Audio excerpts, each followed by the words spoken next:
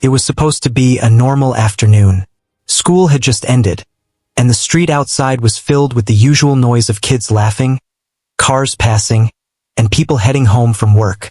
The girl walked her bike slowly, keeping her head down, hoping to get home without drawing attention. The bike was old but well cared for. It was not just a way to get around. It was her freedom. It helped her get to school, to the store, and anywhere she needed to go without asking anyone for help. She had learned early in life to stay quiet. Being different made life harder. She knew that some people judged her before they ever spoke to her. So she focused on moving forward, one step at a time, one ride at a time. She believed that if she stayed out of trouble, trouble would stay away from her. But that belief was tested that day. As she reached the corner near an empty lot, she felt it before she saw it. The sudden silence. The heavy feeling in the air. A group of teens stood nearby, blocking part of the road. At the center of them was the one person she hoped to avoid. He had bothered her before with words, mocking looks, and laughter meant to hurt. She tried to turn around quietly, but it was already too late. He called out to her, loud enough for others to hear. His voice carried confidence, the kind that comes from knowing no one usually stops you. She kept walking, pretending not to hear, but the sound of footsteps followed. Someone grabbed the bike handle, stopping her in place. People nearby slowed down. Some watched from a distance. Some looked away. No one stepped forward. He laughed and made jokes, saying cruel things meant to embarrass her. She felt her face burn, not from anger, but from shame and fear. Her hands shook as she tried to pull the bike back. She asked him to let go, her voice quiet but clear. That only made him laugh more. Then everything happened too fast. He pulled out a lighter, waving it like it was nothing. Someone in the group dared him. Someone else laughed. Before she could react, he leaned down and touched the flame to the bike seat. The fire caught quickly, faster than anyone expected. Within seconds, smoke filled the air. She screamed and stepped back, her heart racing. The heat hit her face. The bike fell to the ground as flames spread. People gasped. A few shouted. Still, no one moved fast enough to stop it. By the time someone finally threw water on the fire, the damage was done. She stood there frozen, staring at the remains. The smell of burnt rubber and plastic hung in the air. The bike that carried her everywhere was ruined. Her chest felt tight, like she couldn't breathe properly. It wasn't just about the bike. It was about what it meant. The disrespect. The cruelty. The fact that someone could do this to her and walk away smiling. The bully backed off, acting proud, soaking in the attention. He said something about it being a joke, then walked away with his friends, laughing as if nothing serious had happened. She stayed behind. People slowly went back to their lives. Some whispered apologies as they passed. Others avoided eye contact. No one offered real help. After a while, the street looked normal again, but for her, nothing felt the same. She pushed the broken bike home step by step. Each sound it made felt like a reminder of what she had lost. When she reached home, she sat on the front steps and finally let the tears fall. Not loud, not dramatic, just quiet tears that carried years of holding things in. She thought about telling the school. She thought about calling the police. But deep down she felt tired. Tired of explaining. Tired of being the one who had to prove she was hurt. She had seen how things like this were brushed aside before. As the sun started to set, she went inside and cleaned her hands. When she looked at herself in the mirror, she didn't see weakness. She saw someone who had been pushed too far. That night, she sat on her bed, holding her phone. There was a number saved there she had never used. A promise made long ago by someone who cared deeply about her safety. She had hoped she would never need it. She stared at the screen for a long time. Then she pressed call. She didn't cry when the voice on the other end answered. She spoke calmly. She told the story from start to finish. About the bike. About the fire. About how no one stepped in. There was silence on the line. And then, a quiet but firm response. They told her she did the right thing by calling. That was the moment everything began to change. The night after the bike was burned felt longer than usual. The house was quiet, but her mind was loud. Every time she closed her eyes, she saw the flames again. She smelled the smoke. She heard the laughter. She kept thinking about how quickly everything had happened and how helpless she felt standing there. She didn't sleep much. When morning came, her body felt heavy, but she got up anyway. That was how she had always survived, by moving forward even when things hurt. She walked to school that day. Each step reminded her of the bike that was no longer there. The road felt longer, and the weight on her chest felt stronger. At school, people already knew. News traveled fast, but understanding did not. Some students stared. Some whispered. A few pretended nothing happened. One person asked her why she didn't fight back, as if courage was something that appeared on command. She didn't answer. She focused on getting through the day. Teachers mentioned nothing. The hallway cameras had caught parts of what happened, but no one called her into an office. No one asked how she was doing. It felt like the world had quietly agreed to move on, leaving her behind. By the time she got home, her legs ached. She dropped her bag by the door and sat on the floor, staring at the empty space where her bike usually rested.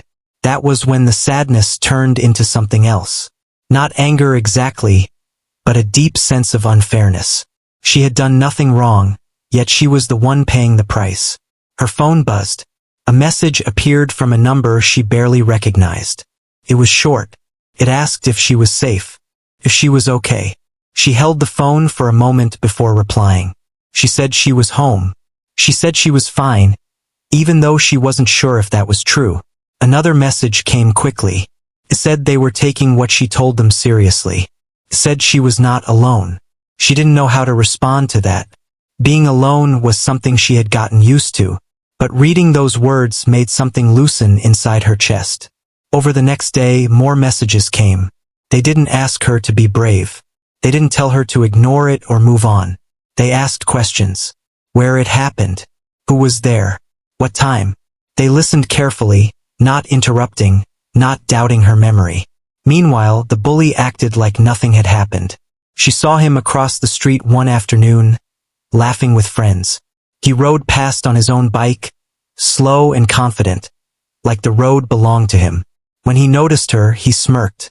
That look stayed with her long after he was gone. She wondered if calling for help had been a mistake. What if nothing changed? What if things got worse? That evening, a car pulled up outside her house. She looked through the window, confused. A person stepped out and walked up to the door. They spoke calmly with her family, explaining they were there to check on her. Their voice was respectful, steady. They made it clear they were not there to cause trouble. She listened from the hallway, her heart pounding. When they finally spoke to her directly, they didn't stand over her or speak loudly. They asked her how she felt. They told her what happened to her was wrong, not misunderstood, not exaggerated. Wrong. She nodded, unable to find the right words. Hearing someone say it out loud made a difference she didn't expect. They told her that sometimes people think silence means permission, that when bullies are not challenged, they grow bolder. But they also said no one had the right to hurt her or destroy her things. Before leaving, they told her they would handle the situation carefully. No violence, no chaos, just accountability. They asked if she trusted them. She thought for a moment, then said yes. That night, for the first time since the incident, she slept. The next few days felt strange. Calm on the surface, tense underneath. She noticed people watching her more closely. A neighbor asked if she was okay. Someone at school finally asked about the bike. Small gestures, but they mattered. She also noticed the bully changing. He wasn't as loud anymore. He looked over his shoulder more often. His jokes felt forced. Rumors started spreading that something was coming, though no one knew exactly what. One afternoon, she overheard him arguing with someone on the phone, his voice sharp with panic. When he noticed her nearby, he stopped talking. For the first time, she realized the fear had shifted. But even then, she didn't feel happy about it. She didn't want revenge. She wanted peace. She wanted fairness. She wanted people to understand that actions had weight. Another message came that night. It said plans were being made. It said she didn't need to be present if she didn't want to be. It said her safety came first. She sat with that message for a long time. She thought about the empty lot, the fire, the people who watched and did nothing. She thought about how easy it would be for the bully to move on and how hard it was for her. She replied that she trusted their judgment. The following morning, the sound of distant engines reached her window. Not close, but noticeable. A low, steady hum that carried weight. She didn't look outside right away. She just sat on her bed, breathing slowly. Whatever was about to happen, she knew one thing for sure. She was no longer invisible. And this time, someone was listening. The morning air felt different that day. It was heavier, like something important was about to happen. She woke up early, even before her alarm. For a few moments, she lay still, listening to the quiet sounds of the house. Her heart beat faster than usual, not from fear exactly, but from uncertainty. She got ready slowly. Each movement felt careful, as if rushing might break the calm. When she stepped outside, the street looked the same as always. Yet she sensed eyes watching from behind curtains. People knew something was coming, even if they didn't know what. At school, the tension followed her. The halls were louder, but conversations stopped when she walked by. Some students looked curious. Others looked nervous. A few offered small smiles, the kind that said they were rooting for her but didn't know how to say it out loud. The bully wasn't in his usual place that morning. His seat was empty. That alone felt strange. She tried to focus on her lessons, but her thoughts kept drifting. She wondered where he was and what he was thinking. By lunchtime, whispers filled the air. Someone said a group of bikers had been seen on the highway. Someone else said the police were aware. No one knew the full story, but the mood had shifted. The confidence the bully once carried no longer filled the space. She walked home that afternoon with slow steps.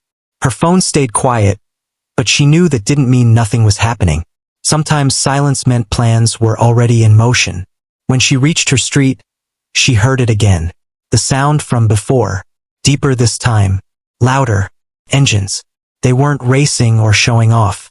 They rolled in steady and controlled, one after another. Bikes lined the curb like they belonged there. The sight alone was enough to stop people in their tracks.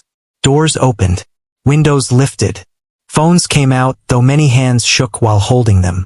She stood at the edge of her yard, unsure whether to go inside or stay where she was. A few riders removed their helmets and spoke quietly among themselves. Their faces were serious, not angry, focused. Someone she recognized from earlier visits approached her family first. They spoke respectfully, making sure everyone felt calm. They made it clear they were there to talk, not to cause harm. She was asked if she felt okay, if she wanted to stay inside. She chose to watch from a distance, her hands folded tightly in front of her. A short while later, the group moved together down the street toward the bully's house. The walk felt long, even though it wasn't far. Neighbors gathered on sidewalks. Some whispered. Some crossed their arms, waiting. No one laughed. No one joked. This was not entertainment. This was something serious. When they reached the house, they didn't shout. They didn't threaten. One person knocked on the door, firm but calm. Took a moment before it opened. The bully stepped out, his face pale. Gone was the smirk. Gone was the confidence. His eyes darted from one face to another, trying to understand what was happening. The conversation started quietly, too quietly for those watching to hear every word. But the tone was clear. He was being held accountable. They talked about the bike, about the fire, about how actions have consequences, even when people think they won't be challenged. They explained that intimidation and cruelty don't disappear just because someone laughs them off. At one point, his voice rose, not in anger but panic. He tried to explain himself, to call it a joke, to say he didn't mean it. The response was calm but firm. Intent didn't erase impact. She watched his shoulders sink as the truth settled in. Someone reminded him that the entire community saw what happened. That cameras don't forget. That silence doesn't mean approval. No one touched him. No threats were made. But the message was unmistakable. This was not something he could walk away from. Eventually, authorities arrived, called not out of fear, but responsibility. Statements were given. Evidence was shared. The situation stayed controlled, respectful, and serious. She felt a strange mix of emotions as she watched from afar. Relief, sadness, even a little guilt, though she knew she hadn't done anything wrong. She didn't cheer. She didn't smile. She simply breathed. As the group began to leave, one person walked back toward her. They spoke softly, telling her she was brave for speaking up, that standing still while others acted was also a kind of strength. They reminded her that what happened today wasn't about revenge. It was about drawing a line. When the engine started again, the sound no longer felt threatening. It felt protective. As the last bike disappeared down the road, the street slowly returned to normal. But the feeling remained. People began talking openly now. Neighbors checked in. Some apologized for not stepping in earlier. Others promised to do better. That evening, she sat on her porch as the sky turned orange. The empty space where her bike once rested was still there, but it no longer felt like a symbol of loss. It felt like a reminder that even quiet voices can be heard. And sometimes standing up doesn't mean standing alone. The days after the confrontation felt quieter, but not empty. It was the kind of quiet that follows a storm, when everything looks the same but feels changed. She woke up the next morning expecting the usual tight feeling in her chest. Instead, there was a calm she wasn't used to. It didn't mean the pain was gone. It just meant it wasn't in control anymore. She walked to school again, the same long road without her bike. But this time people noticed. A neighbor waved and asked if she needed a ride. Another person slowed their car to make sure she crossed safely. Small things, but they mattered. At school, the atmosphere was different. Teachers finally addressed what had happened, not by pointing fingers, but by talking about respect and responsibility. The message was clear without being loud. Actions have effects. Silence has effects too. She was called into the office later that day. Her hands trembled as she sat down, old fears rising up. But the conversation wasn't cold or dismissive. She was asked how she felt. She was asked to share her side without being rushed. For the first time, she felt heard in a space that once felt distant. The bully was no longer just a rumor in the hallway. He wasn't there that week. When he returned, he looked smaller somehow. Quieter. The way people looked at him had changed.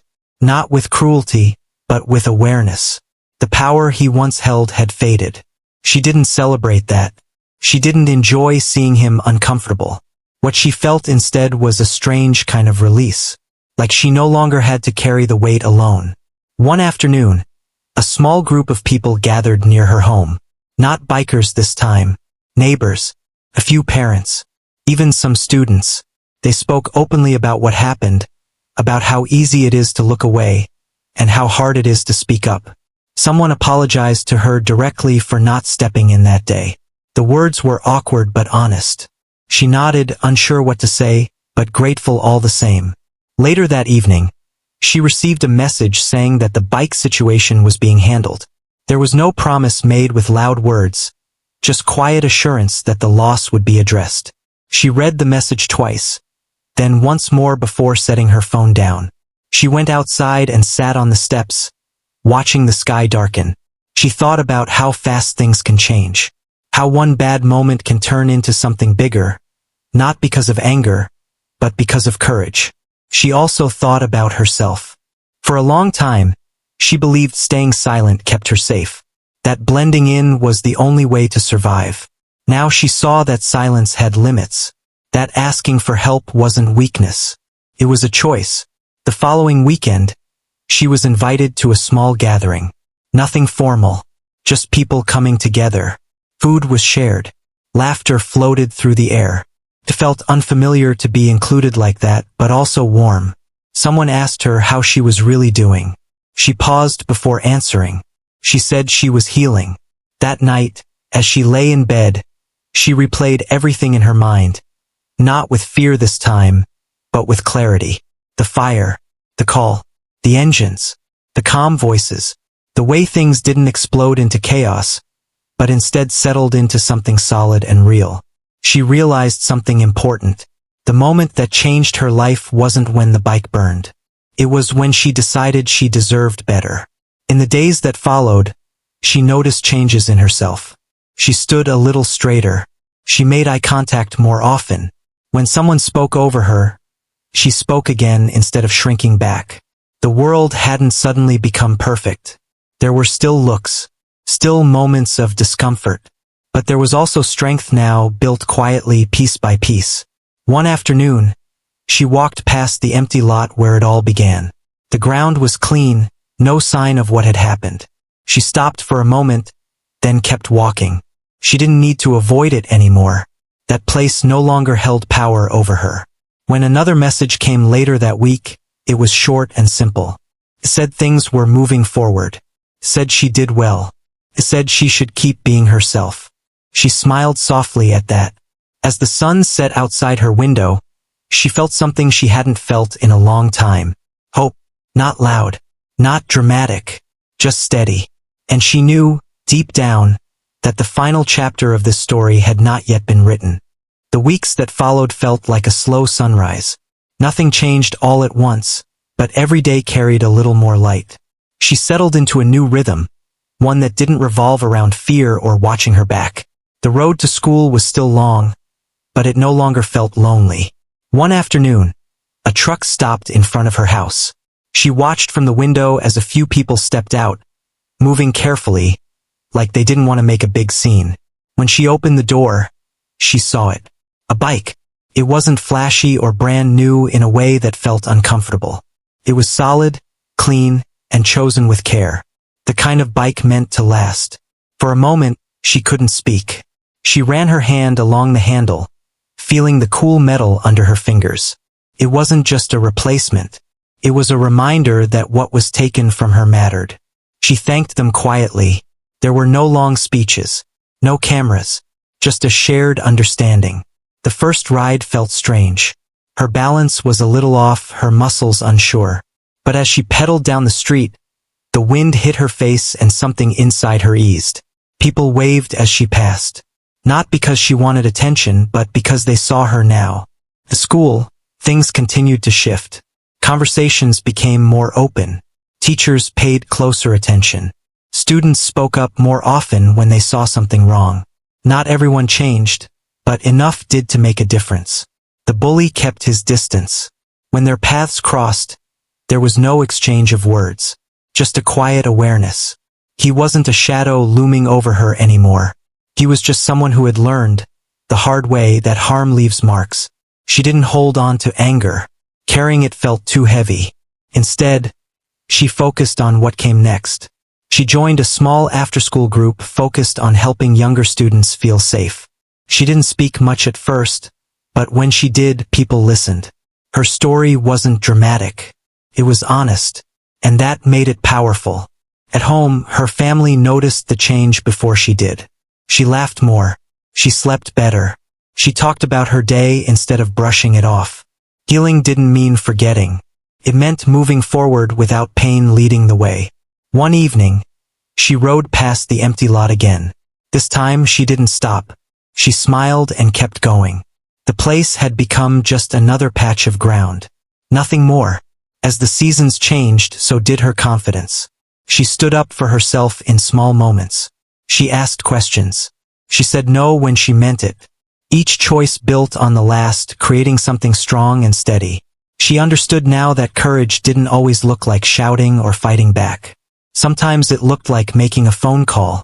Sometimes it looked like telling the truth even when your voice shook. The story spread beyond the neighborhood, but she stayed grounded. She didn't want attention. She wanted understanding. And in quiet ways, she helped others find their voice too. One afternoon, as the sun dipped low, she rode her bike home slowly, enjoying the moment. The street felt peaceful, familiar, safe. She realized something then. The fire that once took something from her had also revealed something she didn't know she had. Strength. Not loud, not aggressive, just real. And as she turned the corner toward home, she knew this wasn't the end of her story. It was the beginning of a life where she chose herself. Every single day.